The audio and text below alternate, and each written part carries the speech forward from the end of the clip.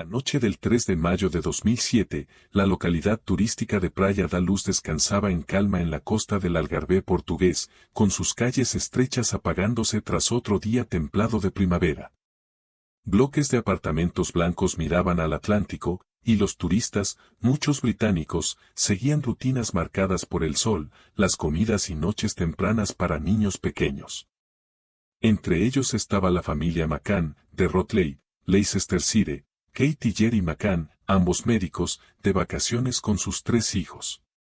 La mayor, Madeleine Beth McCann, tenía 3 años, pequeña para su edad, con pelo castaño claro en corte recto y grandes ojos verdes ya muy expresivos.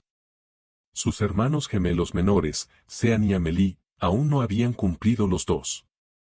Los McCann habían llegado a Praia da Luz el 28 de abril de 2007, como parte de unas vacaciones con amigos, alojados en el apartamento 5A del complejo Ocean Club. El resort estaba pensado para familias. Ofrecía guardería, piscinas, pistas de tenis y restaurantes a poca distancia. El alojamiento era un bajo con una puerta corredera al patio que daba a una pequeña zona exterior conectada a un camino público. Dentro, el apartamento era sencillo y funcional, salón, cocina, baño y 2 dormitorios. Madeleine y los gemelos dormían en uno, y Kate y Jerry en otro. Madeleine acababa de cumplir 3 años, celebrado pocos días antes del viaje. Las fotos familiares de ese periodo muestran a una niña segura, cómoda ante la cámara, a menudo sonriendo o concentrada en algo fuera de plano. Según sus padres, era curiosa y expresiva, con tendencia a preguntar y un fuerte apego a su madre. Los gemelos aún eran bebés, con rutinas de siestas y biberones.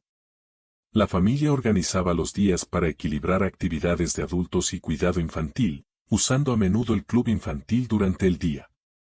Durante el día, Madeleine asistía a la guardería del Ocean Club, donde el personal registraba asistencia y actividades. Esos registros se convertirían después en referencias clave de rutina. Los niños jugaban, comían y descansaban con horarios previsibles, regresando al apartamento por la tarde. Las noches seguían un patrón similar. Los McCann y sus amigos acostaban a los niños y luego cenaban en el restaurante Tapas, dentro del complejo, a unos 55 metros del apartamento. Desde allí se veía parte del edificio, aunque la vista de las puertas del patio estaba parcialmente tapada. Los McCann formaban parte de un grupo de 9 adultos, todos profesionales británicos, muchos médicos, que se conocían de antes del viaje. Cenaban juntos la mayoría de las noches, comentando el día mientras revisaban periódicamente a los niños dormidos. Este sistema, dejar a los niños durmiendo mientras los adultos cenaban cerca, no era raro en el resort, aunque después sería muy cuestionado. En los días previos al 3 de mayo no ocurrió nada fuera de lo normal. El 2 de mayo, Kate McCann notó algo que luego le pesaría. Madeleine preguntó por qué sus padres no habían venido cuando ella y sus hermanos lloraron la noche anterior. El comentario destacó, no por indicar peligro inmediato, sino por mostrar conciencia de estar sola. En ese momento inquietó, pero no cambió la rutina. La familia siguió con sus planes al día siguiente. El 3 de mayo empezó de forma normal. El clima era cálido, sin agobiar. Madeleine pasó parte del día en la guardería, participó en actividades y fue vista por personal y otros huéspedes. Fotos de esa semana la muestran con una camiseta rosa de Eyore, aunque el día de su desaparición llevaba pijama claro para dormir. Por la tarde, los McCann volvieron al apartamento, dieron de comer a los niños y los acostaron. Al caer la noche, Madeleine y los gemelos ya dormían. Alrededor de las 8:30 de la noche, Kate y Jerry salieron del apartamento para reunirse con sus amigos en el Tapas. La puerta quedó cerrada y, según se informó, las persianas parcialmente abiertas. El plan era simple, cenar, turnarse para revisar a los niños cada 20 o 30 minutos y volver antes de que se hiciera tarde. Jerry McCann fue de los primeros en comprobar, regresando al apartamento sobre las 9:05 de la noche. Dijo después que todo parecía normal. De vuelta en el restaurante, la conversación siguió. El ambiente era relajado, marcado por la costumbre. Ningún adulto dijo notar nada extraño en esa primera parte de la noche. El resort estaba tranquilo, con otras familias siguiendo patrones similares, niños dormidos y adultos cerca. Poco antes de las 10 de la noche, Kate McCann se levantó para hacer su comprobación. Caminó de nuevo hacia el apartamento 5A, esperando una habitación silenciosa y 3 niños dormidos. Era un trayecto que ya había hecho varias veces durante las vacaciones. Dentro había poca luz. La puerta se abrió sin dificultad. Lo que Kate McCann encontró en el dormitorio infantil rompió la normalidad del viaje. La cama donde dormía Madeleine estaba vacía. La ventana y la persiana estaban más abiertas que antes. Durante unos segundos, Kate se quedó inmóvil, intentando entender lo que veía frente a lo que esperaba ver. Luego llamó a Madeleine por su nombre. No hubo respuesta. En esos primeros instantes, la confusión venció a la certeza. Los padres buscan explicaciones instintivas: baño, escondite, un niño deambulando por la casa. Kate revisó el apartamento con rapidez, concentrándose a medida que la ausencia se hacía innegable. Madeleine había desaparecido. Ese momento, marcado por el shock y la incredulidad, separa la vida de los McCann antes y después de esa noche. Fue el punto en que unas vacaciones familiares se transformaron en un caso internacional de niña desaparecida. A las 10 de la noche del 3 de mayo de 2007, en Praia da Luz, una niña británica de 3 años se desvaneció de su cama sin ruido, sin testigos y sin dejar respuestas claras. Lo que siguió implicaría policías de varios países, atención mediática constante y años de investigación. Pero en ese primer instante solo había una madre en un apartamento silencioso, llamando el nombre de su hija a un silencio que no respondió. Las consecuencias inmediatas de la desaparición de Madeleine McCann se desarrollaron en minutos, no en horas. Tras confirmar que Madeleine no estaba en ningún lugar del apartamento, Kate McCann corrió hacia el restaurante Tapas, su voz rompiendo la noche al gritar que Madeleine había desaparecido. Las palabras fueron bruscas, improvisadas y alarmantes.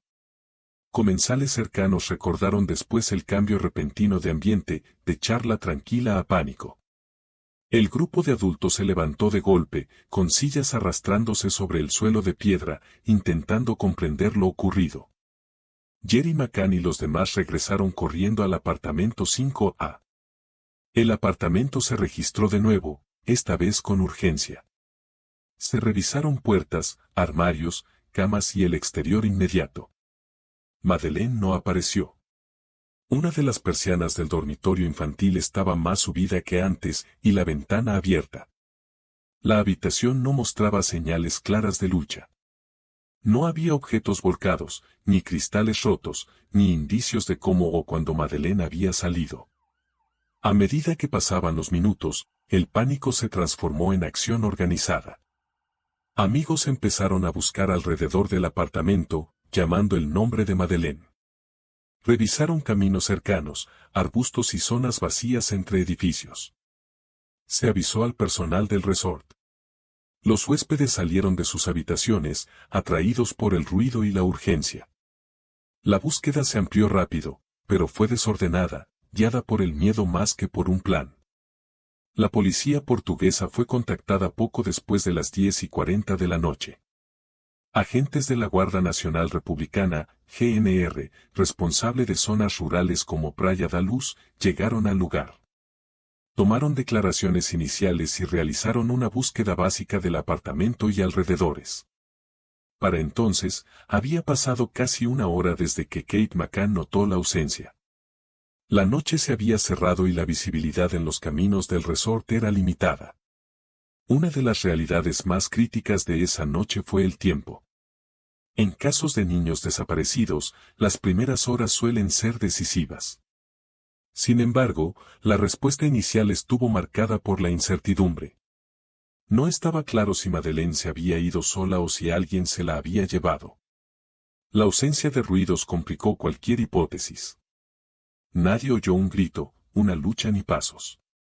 El restaurante Tapas, aunque cercano, no tenía línea directa de visión a las puertas del patio. Mientras la policía continuaba con las primeras diligencias, los McCann permanecieron en el apartamento, rodeados de amigos y agentes. Kate McCann describiría después una sensación de irrealidad, como si todo ocurriera a distancia. Los gemelos durmieron durante el caos en la misma habitación donde había desaparecido su hermana, sin saber que el espacio junto a ellos estaba vacío. En la madrugada del 4 de mayo, la policía portuguesa amplió la búsqueda más allá del resort.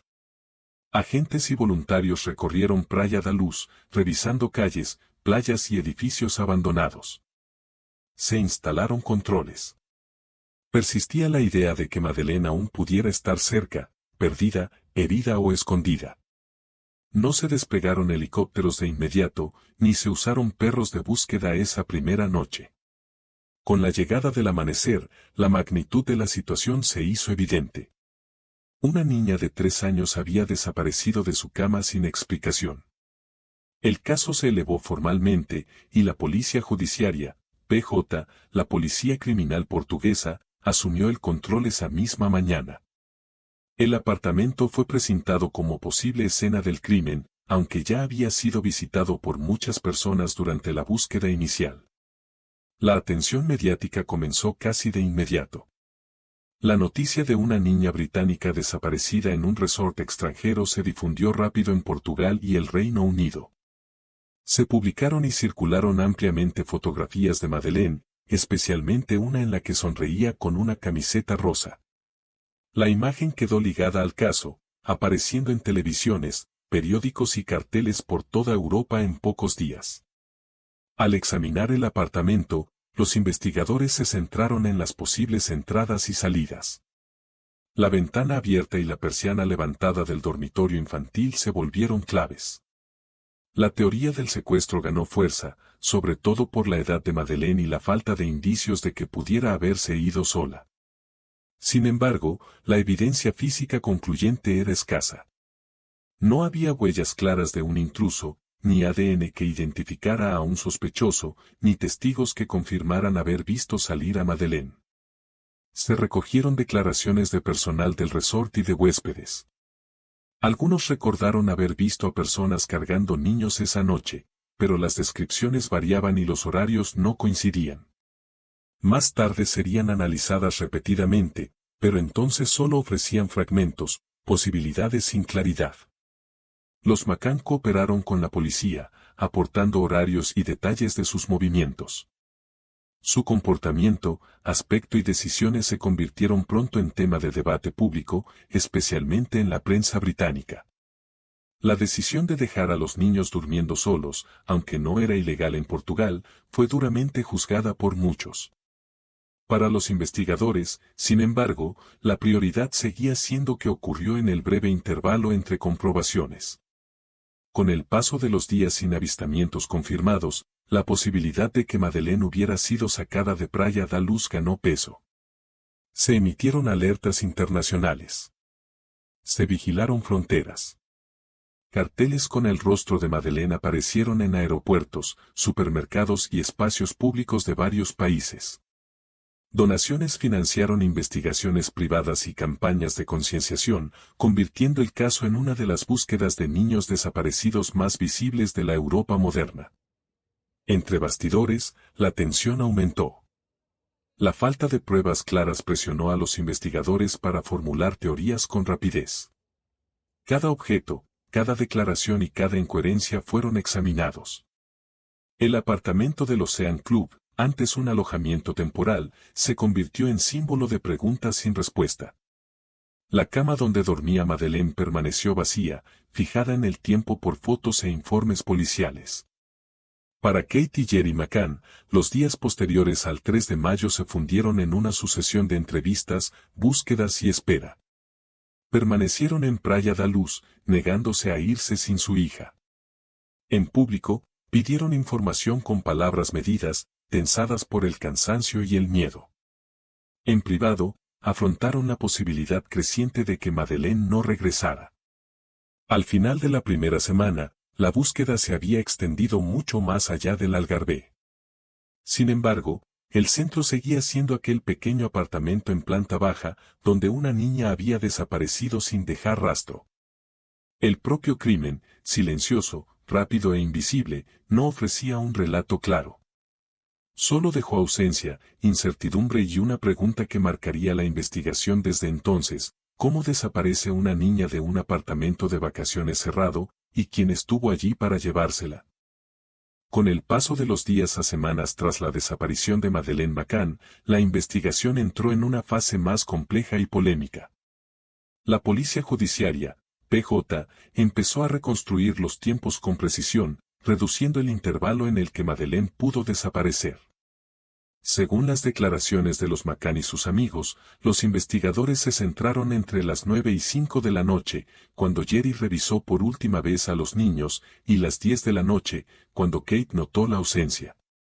Ese lapso de menos de una hora se volvió el eje de todas las teorías. Los investigadores regresaron repetidamente al apartamento 5A. La escena se analizó en busca de rastros forenses que aclararan si Madeleine fue secuestrada o salió por otro medio. Sin embargo, la contaminación temprana, provocada por búsquedas bien intencionadas pero sin control la primera noche, limitó el valor de la evidencia física. El apartamento había sido recorrido por amigos, personal del resort, huéspedes y policías antes de ser asegurado. Cuando comenzó el análisis forense detallado, muchos indicios ya estaban comprometidos. A mediados de mayo de 2007, se trajeron desde el Reino Unido perros especializados para apoyar a las autoridades portuguesas. Los perros se usaron para detectar rastros de sangre humana y olor de descomposición. Durante su trabajo, marcaron zonas del apartamento de los McCann y luego un vehículo alquilado semanas después de la desaparición.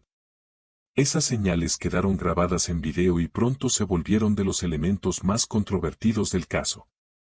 Desde el punto de vista investigador, las alertas plantearon dudas pero no respuestas definitivas. Ninguna muestra forense de esas zonas produjo ADN que probara de forma concluyente que Madeleine hubiera muerto en el apartamento. El material genético fue descrito como complejo, degradado e inconcluso. Aunque algunas lecturas sugirieron un posible vínculo con Madeleine, expertos independientes subrayaron que no alcanzaba el estándar para confirmar una escena de muerte. Pese a la falta de pruebas forenses concluyentes, el foco se desplazó cada vez más hacia los padres. El 7 de septiembre de 2007, Kate y Jerry McCann fueron declarados formalmente arguidos, personas de interés según la ley portuguesa. Esta figura les otorgó derechos legales, pero también indicó sospecha policial. El anuncio marcó un punto de inflexión legal y público.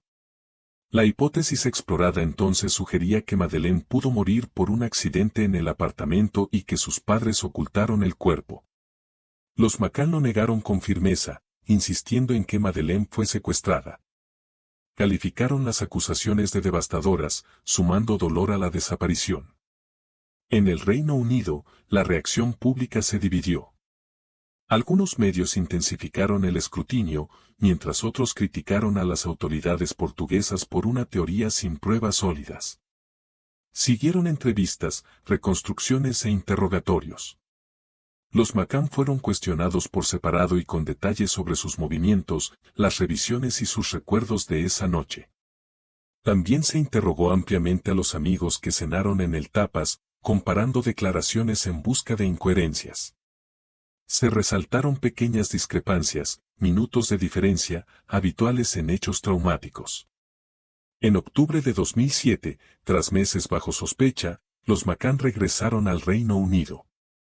En julio de 2008, el fiscal general portugués anunció el archivo del caso por falta de pruebas.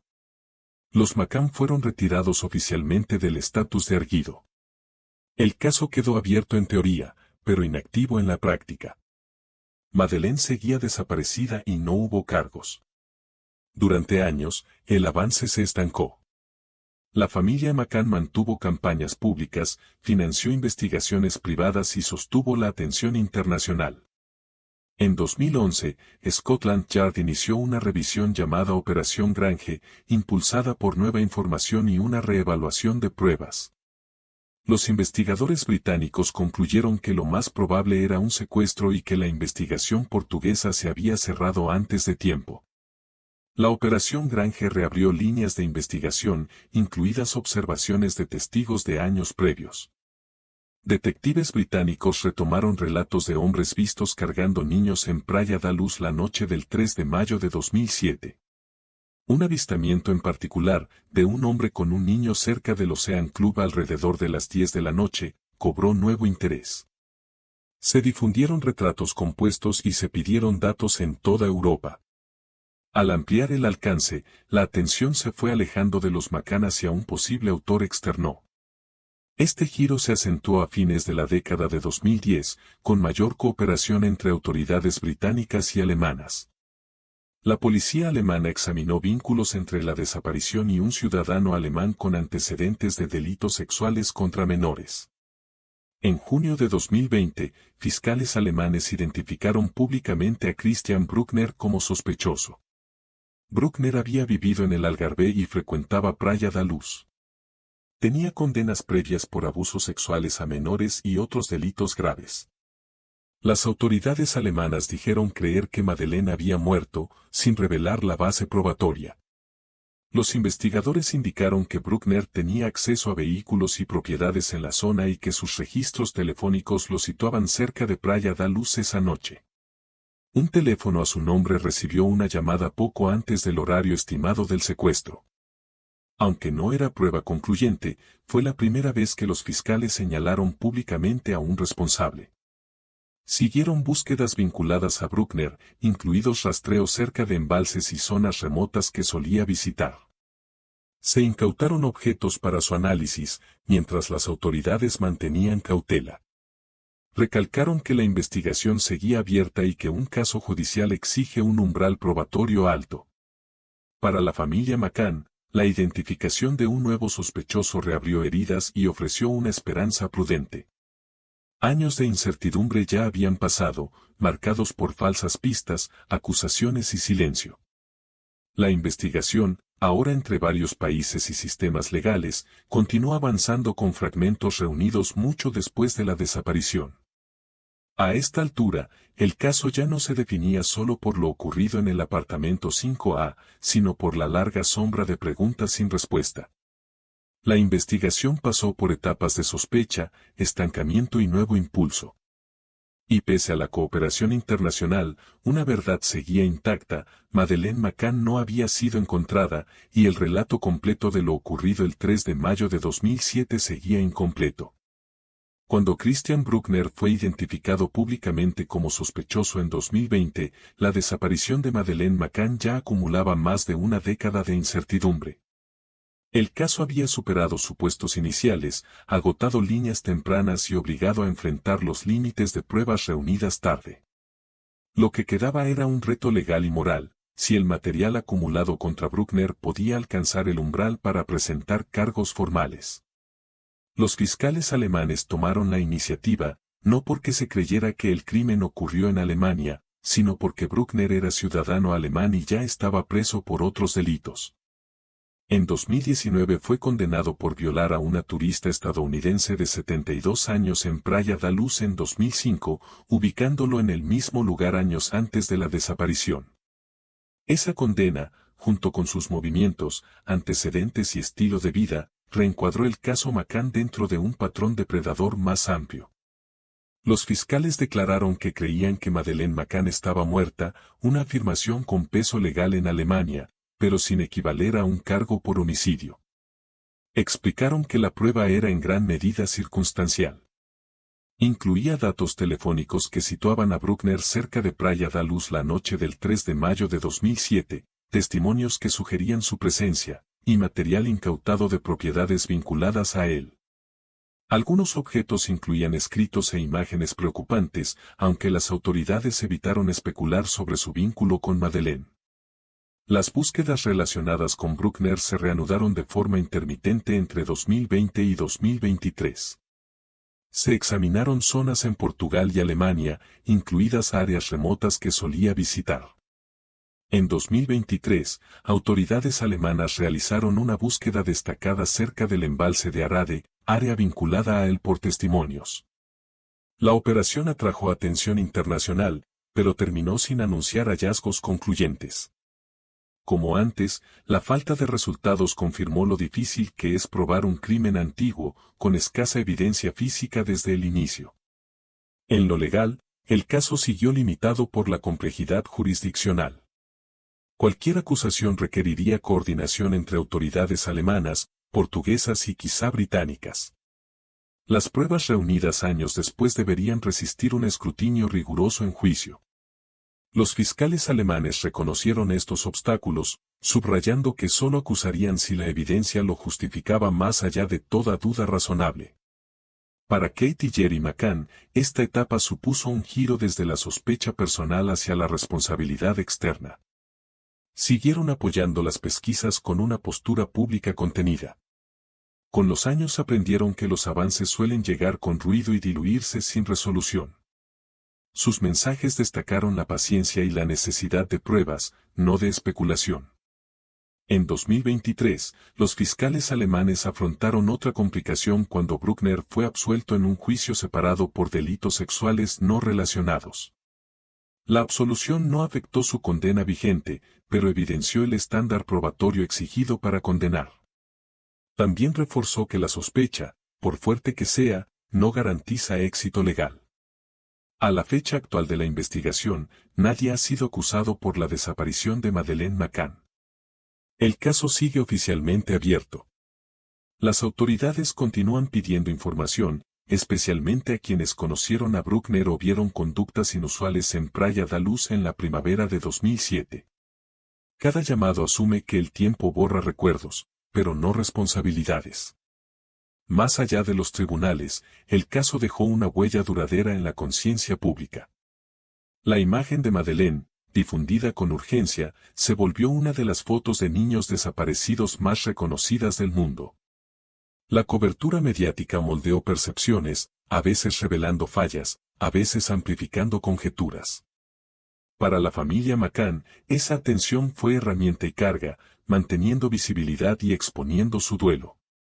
Desde la investigación, el caso impulsó cambios en el manejo de denuncias de menores desaparecidos, sobre todo en contextos transfronterizos.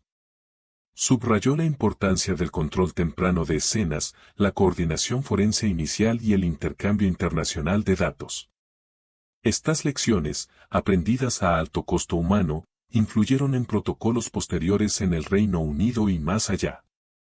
En el fondo, el desenlace del caso Madeleine McCann no se mide solo por reformas o hitos. Sigue definido por la ausencia. El cuerpo de Madeleine nunca fue hallado. Ningún relato final de sus últimos momentos se ha probado en un tribunal. La brecha entre creencia y prueba persiste. Para quienes están más cerca del caso, la esperanza cambió con el tiempo. Al inicio, fue rescate. Luego, respuestas. Hoy, es rendición de cuentas, saber qué ocurrió, con pruebas capaces de sostener un juicio.